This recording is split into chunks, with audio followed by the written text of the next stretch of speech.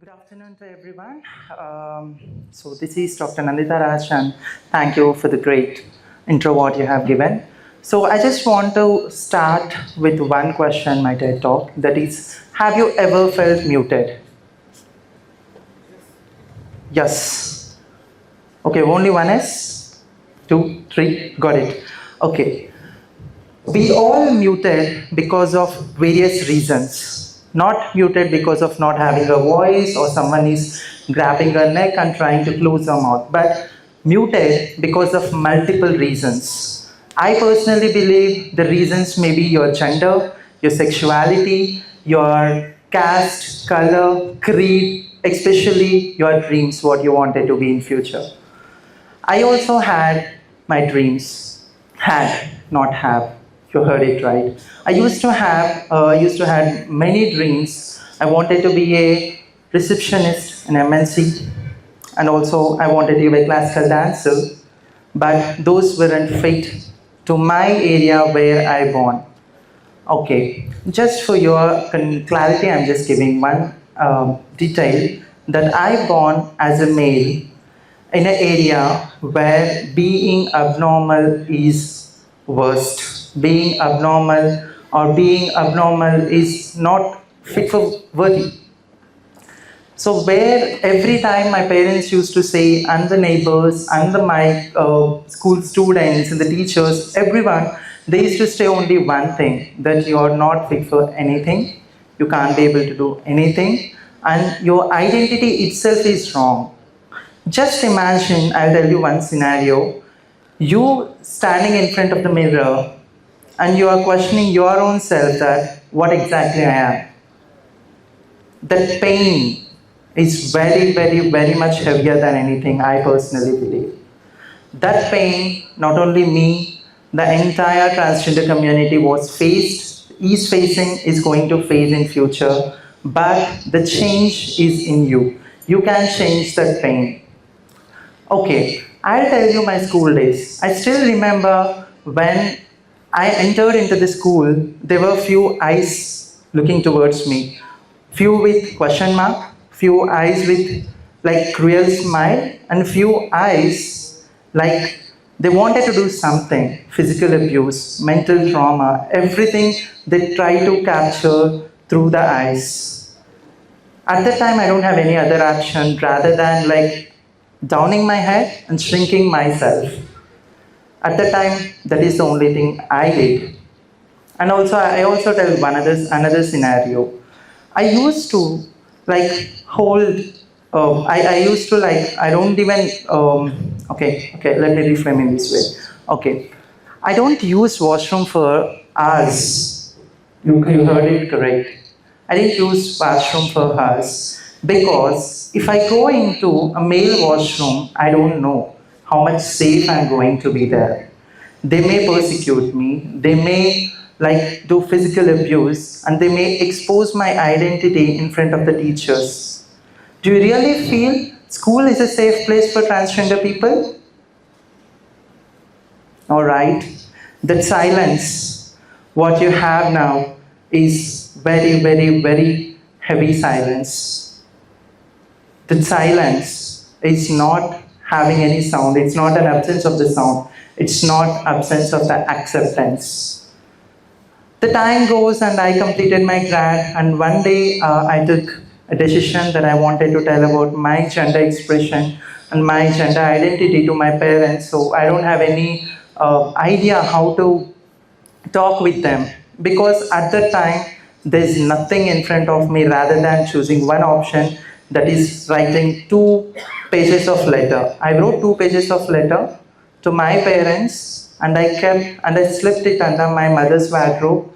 Later, after a few days of 1 week or so, I checked it. Once I opened that, I saw a few drops of water here and there. Those were my mother's tears.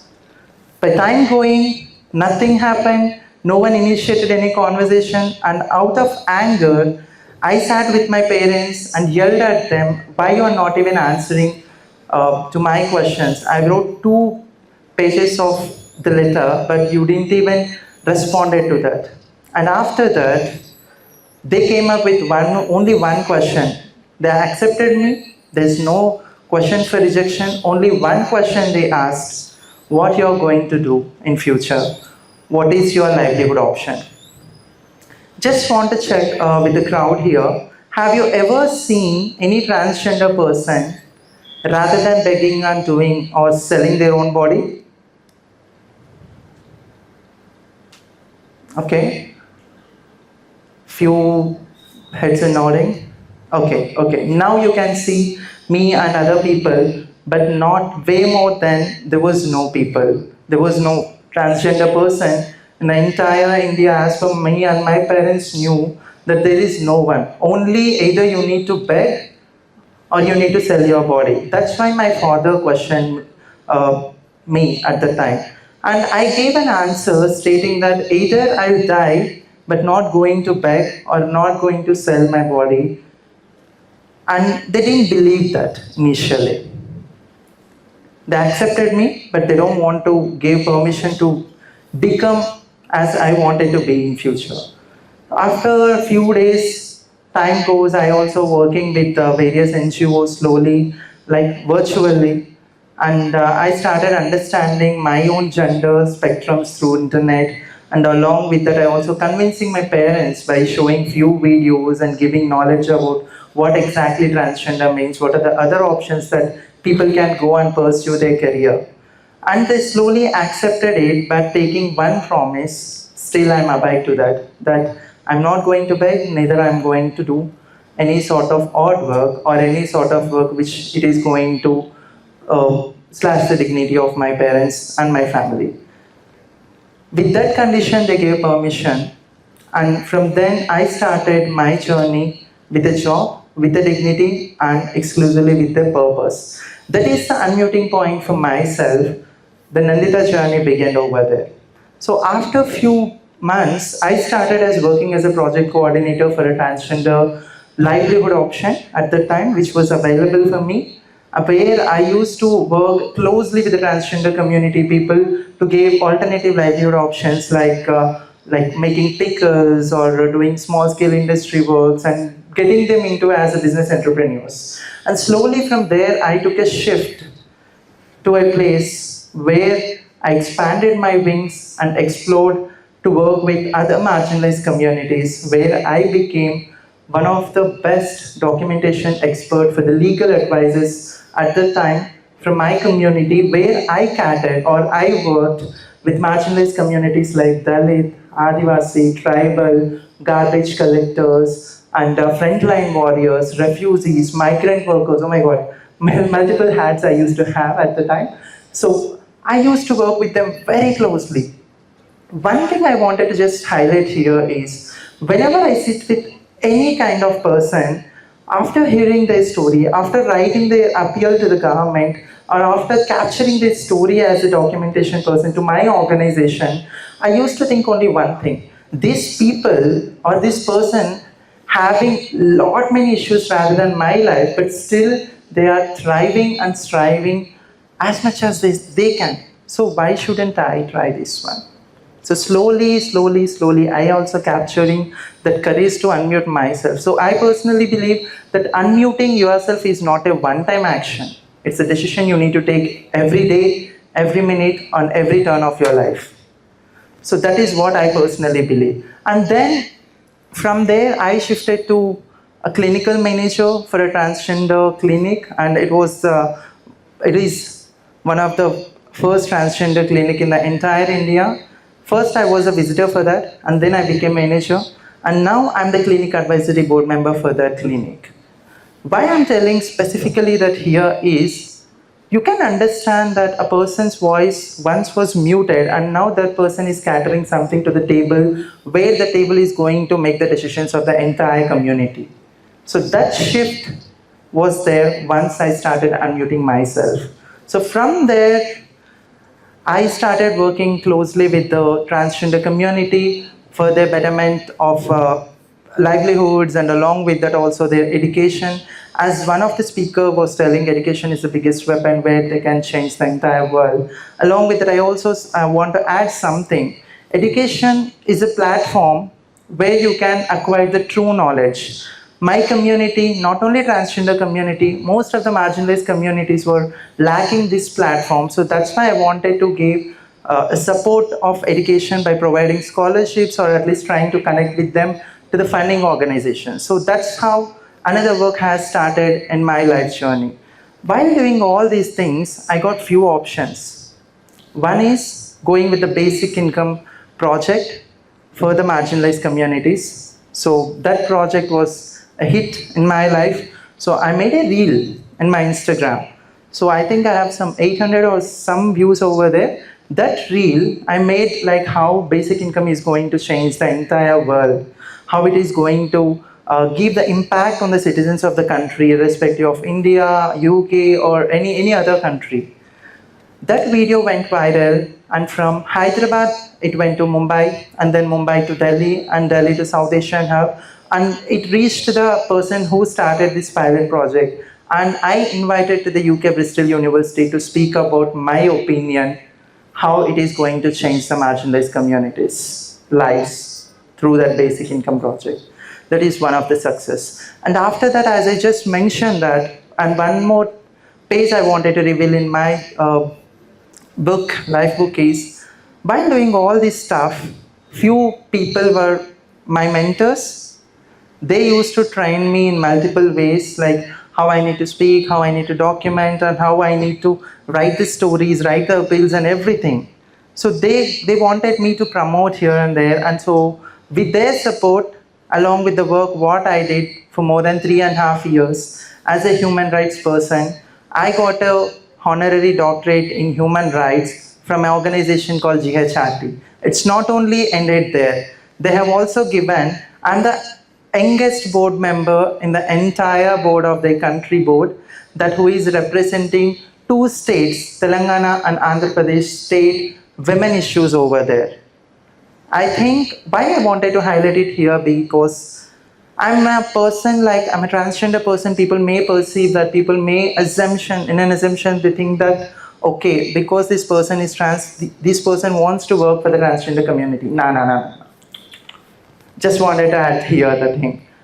If a person who is always tortured, who is always tormented, who know the in and out of the pain, that person can easily connect to the other person's pain. Being a transgender person, I work for the transgender community, that's okay. But I also work for multiple other marginalized communities. That's why I got an option to echo the voice of the other communities where I don't even belong. I am not a woman biologically, but now I'm representing entire women issues on a national forum. And then I got another privilege to be a speaker in the INCLO, International Organization, where I facilitated more than 6 countries' health issues regarding the marginalized communities over there. It happened on this year itself, like on few months back. Why I'm telling all this stuff? The theme is unmute, right? Just imagine a transgender person who is always teased, mocked, assaulted, whatnot, everything, just because we wanted to live ourselves. We don't want to be hypocrite. Just not choosing to be a hypocrite. I faced all those stuff. Still, I unmuted myself and started picking up and started climbing a ladder where every achievement is coming into my way. Don't you think it is only about my life? Some people saying yes, but not that's true. Okay, it's also for your life. I wanted to ask you a question before closing. What is truly unmute means? For me, unmuting means the change from silence to speech, the change from stress to strength, a change from being a victim to a victorious person. Last but not least, a change from being told by others about my story and becoming the author of my own story. That is the change, and that is the word unmute for me. And just wanted to close with one question. Someone, while I was sitting over there, they came and they ran to me and they were telling their feedback how she and her mother read few articles about me, and she wanted to add one thing here. What message I can give it to the society? Unmute, message, society. When I think about these three terms, only one thing, one word I wanted to just frame it here. That is unlearning. How many of you learn 2 into 2 equals to 4? Okay. What if your teacher taught you 2 into 2 equals to 5?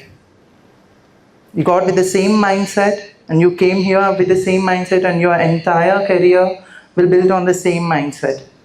But once you knew that it is wrong, once you understand that 2 into 2 equals to 4, you need to unlearn and unleash few things. The same thing I also wanted to put in here into this dais, that you need to unlearn few things. Unlearning about the people, like transgender people are not humans. Don't you, like, just tell me, am I looking like an alien here? Okay, someone said no. Because I raised this question because if you see the queer word in dictionary, you will see queer equals to alien. Queer is a word which represents for the entire LGBTQIA plus community. We may look like aliens for you based on the dictionary, but still we also humans. We also share the same sorrow, same pain, same struggle. We also living in the same space where you are standing and you are living now. Just wanted to make an appeal here before you unlearn few things. That is, someone asked me what is the biggest pain of you and your community, not only my community, all the marginalized communities.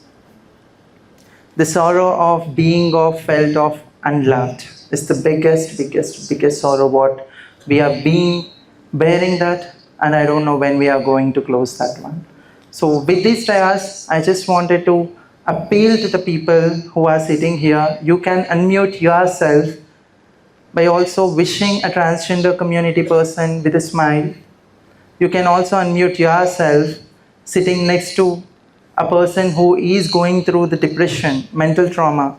Along with that, you can also unmute yourself by questioning yourself, what is the biggest truth that I'm trying to hide or trying to tell to the world? Once you come up by resolving these questions, you may end up with only one thing, that your voice is unmuted and you are the change what I am seeing in this world. Thank you.